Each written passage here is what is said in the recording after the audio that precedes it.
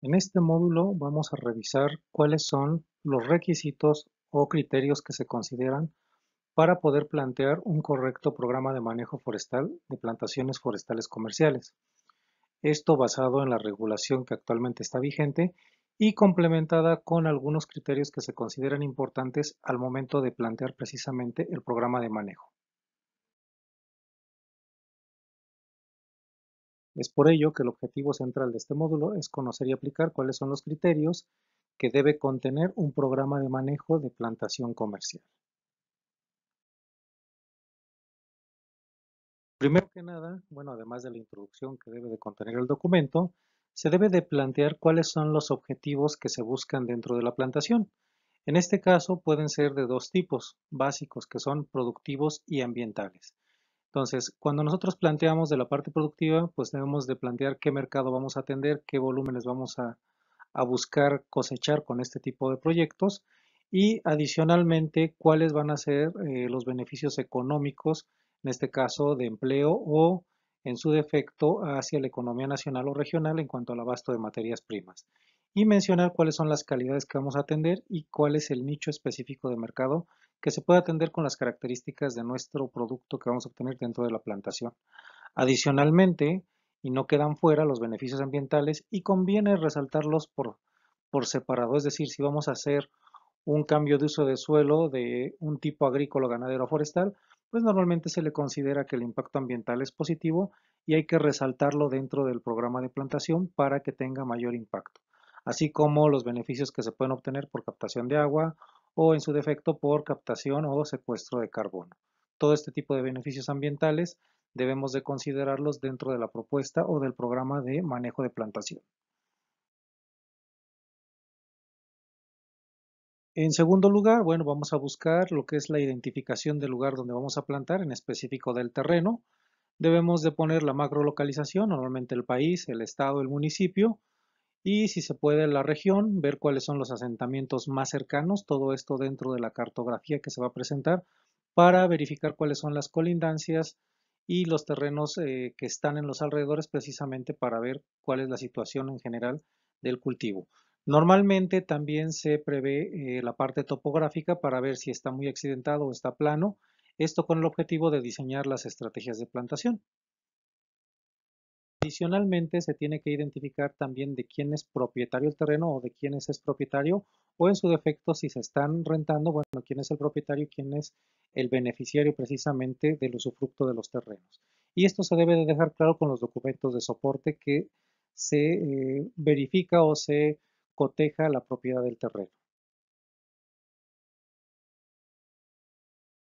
En tercer lugar, debemos de identificar o describir cuál es la especie que nosotros vamos a plantar,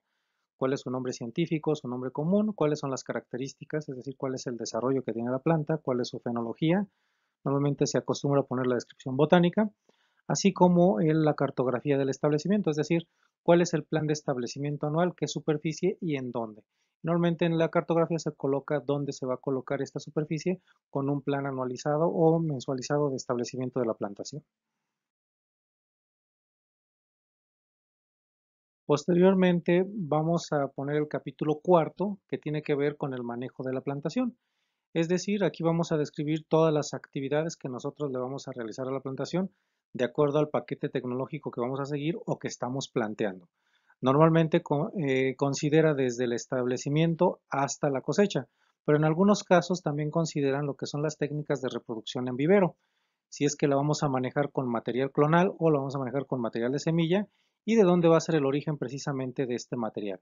Posteriormente vamos a evaluar o vamos a plantear o describir cuáles son las técnicas de preparación del terreno junto con sus especificaciones de calidad, es decir, a qué profundidad debemos de preparar el terreno y cómo se va a verificar la calidad de la preparación. Adicionalmente, se va a mostrar o se va a indicar cuál va a ser el trazo y diseño de la plantación, es decir, cómo vamos a plantar en la línea, qué distanciamiento va a tener entre e interlineal para poder definir también qué densidad de plantación vamos a aplicar. Adicionalmente, vamos a poner los esquemas de fertilización con su calendario y formulación, así como su respectiva dosificación y los esquemas de control de malezas con sus diversas técnicas, adicionando también las dosificaciones o criterios adicionales que se tengan para el control de malezas. El régimen de podas, cada qué tiempo se va a realizar, a qué alturas, y el régimen de aclareos, con qué intensidad se va a remover la masa y con qué diseño de remoción se va a estar aplicando. Y por último, pues las técnicas de cosecha y los volúmenes esperados que se van a recoger, indicando también los equipos y metodologías de extracción, indicando incluso la red vial que se requiere precisamente para realizar las actividades.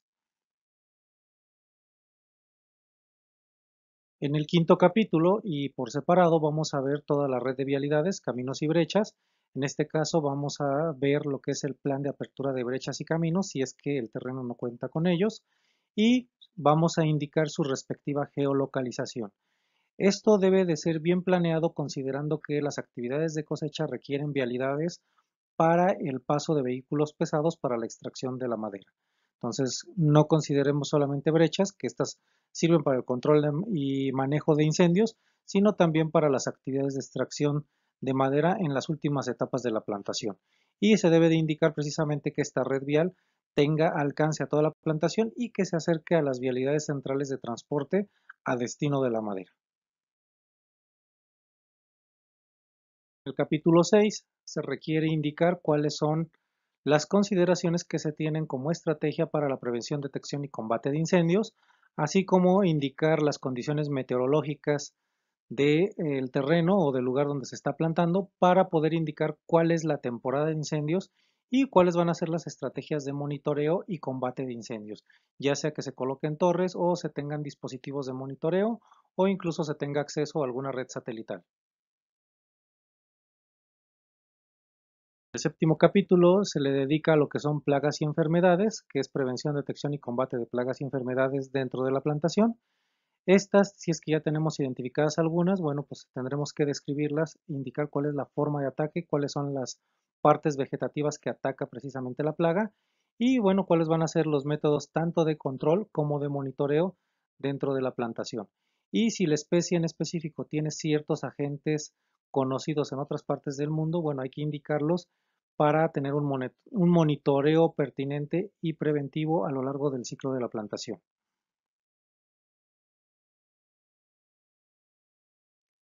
En el capítulo octavo vamos a definir cuál es el plan de entresacas, es decir,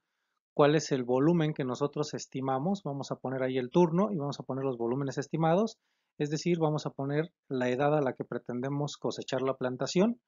Pueden ser 10, 15, 20 años de acuerdo al plan y la especie. Y cuáles van a ser los volúmenes que vamos a extraer tanto en podas, tanto en aclareos y como en la cosecha final en cada uno de los años, para que de esta forma podamos entender cuáles van a ser los ingresos o las actividades de extracción maderable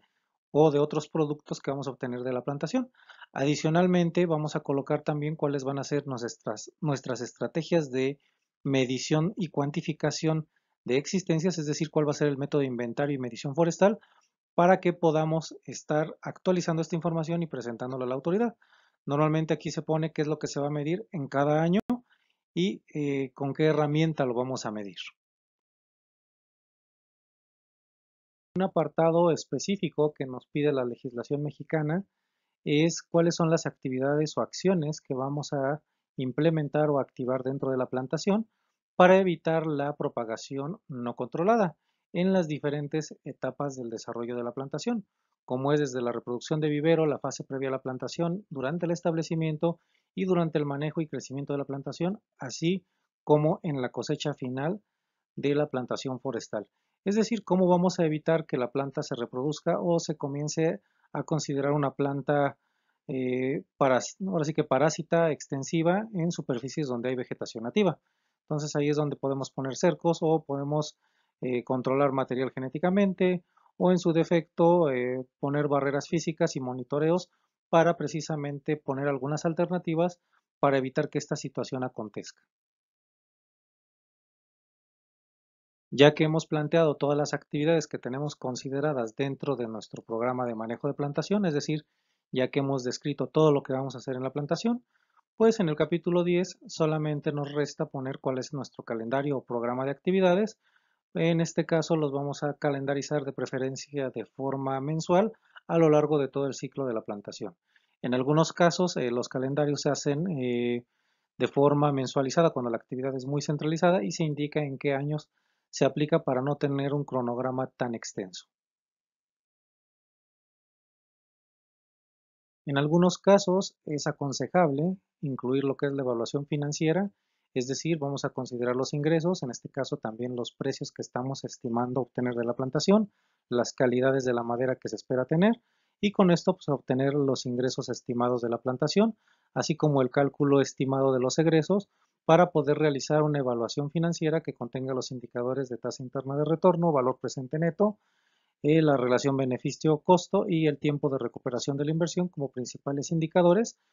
para monitorearlos a lo largo del desarrollo de la plantación y por lo menos también para darnos una idea si es negocio o no esta plantación antes de comenzar a desarrollar la plantación como tal. Por último, y no menos importante, obviamente, tenemos que poner los datos de inscripción en el Registro Forestal Nacional. Esto aplica solo a la regulación mexicana. Es decir, vamos a poner quién es el responsable de la elaboración del documento y responsable de la plantación durante la contratación del técnico o en su defecto hasta que éste cambie. Y normalmente se pone el nombre del prestador, su registro, su dirección y datos de contacto, así como la firma del documento. Te comento que en la descripción encontrarás un link para descargar un guión del programa de manejo forestal de plantaciones forestales comerciales para que te sea más fácil guiarte y poder construir este documento. Esto ha sido todo del curso de plantaciones forestales comerciales. Espero te apoye en tu formación y desarrollo de actividades y nos dejes tus dudas ya sea por correo electrónico o en los comentarios en la descripción del video. Muchas gracias.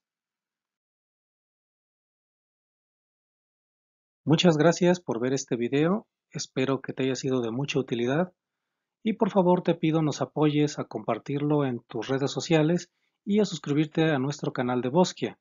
y actives la campanita para que no te pierdas ninguno de los videos, para que con esto juntos innovemos para valorar los bosques. Hasta la próxima.